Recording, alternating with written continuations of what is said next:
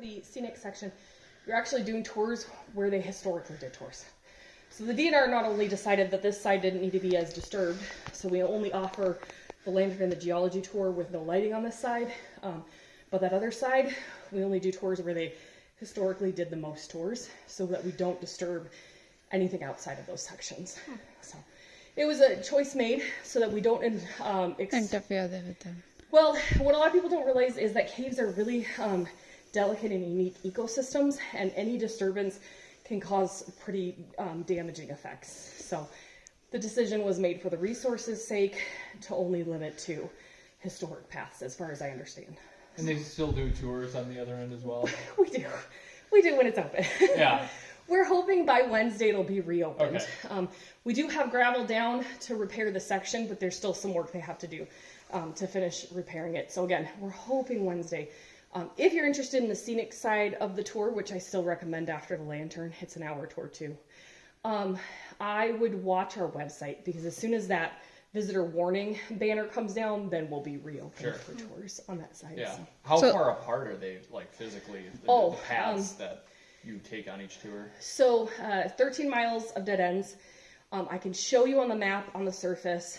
I don't know the mileage between the two of them. But it is mileage, it's not like... But it is at least 2 to 3 miles, I'm going to guess. Okay. The path from one door to the other, which we call the door-to-door route, takes 6 to 8 hours. Part of that is because the sections between the two paths require some pretty extensive skills to get through. So it's less the distance and more you're going slow. Yeah. Because of the way that the cave is shaped and everything. So I would guess 3 or so miles between the two. Okay. But I don't quote me on that, because I've never counted. Yeah. So I had done the tour, I presume, on the other side when I was a kid growing up. And I remember coming here, I'm like, this doesn't seem familiar. Maybe I was thinking of something else, but... No, yeah. And when my family came here, we actually came, my mom was talking about how they came right around 1990. And we were discussing it, and I was saying, I bet you $10 they came through this entrance, because I bet you they were still, because 1988 is when they bought the property, but they weren't open for tours until 1990 or something over there. And she thinks it was before 1990, so, and she remembers those stairs. So they came over here while they were finishing up renovations over there. So yeah, it happens. People come and they're like, oh, this doesn't look familiar. You've been on the other side. Yeah, it's more of like a small state park kind of gift shop sort of facility over there. Yeah, you probably came before. It is now a bigger one, and it's up on the top of the hill, because the little one that was down in the picnic area closer to the entrance, which is, I'm going to guess what you went through, it washed away every time. It washed away a couple times when it would flood, because it was sitting in the flood zone. So now we have a bigger building with a small gift shop, but a bigger building, and it's up on the hill. Sure. So this had to be 15 to 20 years ago. So. Yeah, I think they put that building up there in like 2004 or 2014, something like that. So yeah, probably right around that time. So. Looking at the bedrock here in the Dubuque Formation, we've gone up in elevation, so we're closer to the surface. Things are sticky. More water is getting into the cave quicker. But we also see no trace fossils left from those worms. So whatever happened, they either went extinct or their range shrunk, and we were no longer in their range. Okay. But something else happened. So down there, it was limestone and dolostone, which is very, very similar, so we didn't see a lot of differences. But we're seeing differences. So we've got limestone and shale, limestone, shale, limestone, shale. But as we go up, this shale goes from looking like a rock down here to looking like it's melting. That is because shale is a type of clay. So it is easier to erode than the limestone, okay?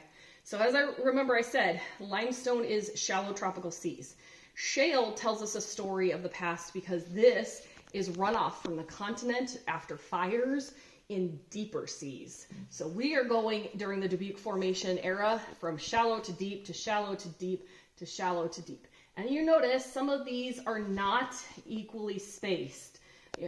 We're not perfectly same amount of time frame. So sometimes it was a deeper sea for longer, sometimes it was a shallower sea for longer. So that's a lot of change in the environment back then. We're still seeing marine animals. We're seeing our cephalopods, our bivalves, our gastropods, our trilobites, all of the stuff we see in the Stewartville Formation, except for those worms, we're seeing in this time period. So we don't see them in the shale as far as I know, but probably because they probably didn't fossilize very well in the type of sediment that was used to create shale. So we still see them in the limestone. Yeah. So a complete change in the environment. So within that and the stone, it's just, did you see only the material difference, or it's just the fossil difference that you found? From this section and the Stewartville lower down, age, it's much older down there, younger up here. Different rock types, so shale and limestone up here, and limestone and dolostone down there. And then we see some fossils up here that we see down there, but we're missing that one trace fossil, the worms. So there's a couple of differences between these eras and what is happening in the environment and the world at the time. So, yeah. We're going to go ahead and head this way if you guys don't have questions.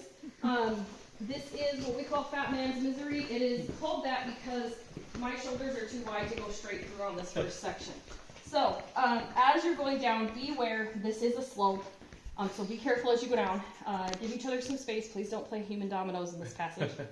It widens as we go further out, but you're going to come up to stairs like these, so just be mindful of your footing as you're going through and coming up. Take your time, and like I said, you'll probably have to go sideways as we go through here. So, okay, here we go.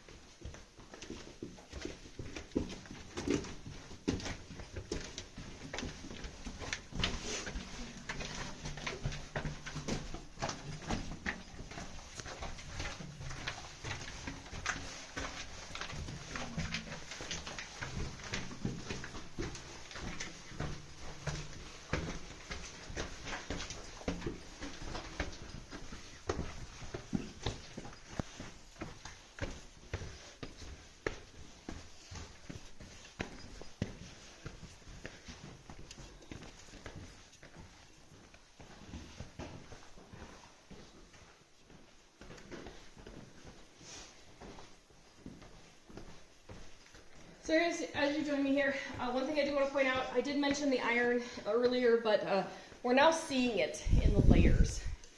Not enough iron to be mined, but enough to oxidize and stain things kind of that rusty orange red that we get. We also get iron built up in what little holes in the bedrock, and that's called vugs when a mineral gets built up in those little holes. So we have iron vugs in the cave. Probably won't see any of them right now, but after Blue Lake, there will be some of them here and there. They look like branches, or kids say they look like poo, sticking out of the rock. It's just iron built up in those little spaces. So we're headed up to what's called Hills of Rome. Those limestone steps you just did, there are a ton of them by like 3 times more over here.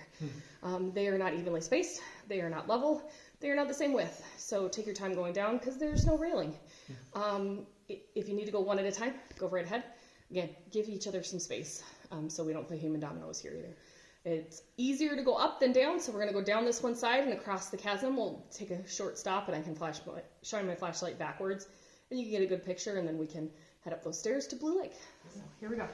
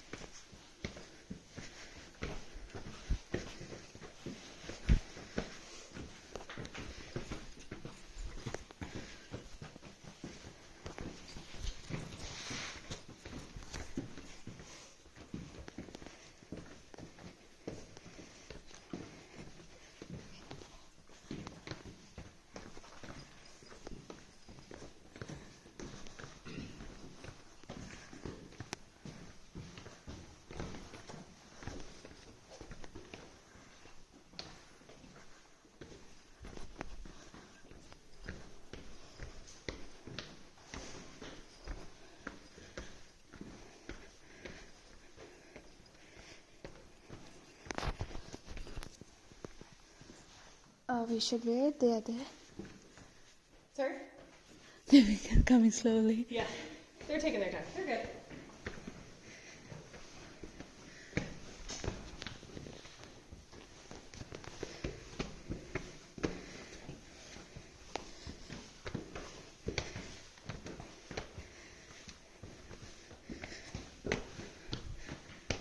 It's nice that those steps are there. Yeah, if you're interested in taking a photo, it'll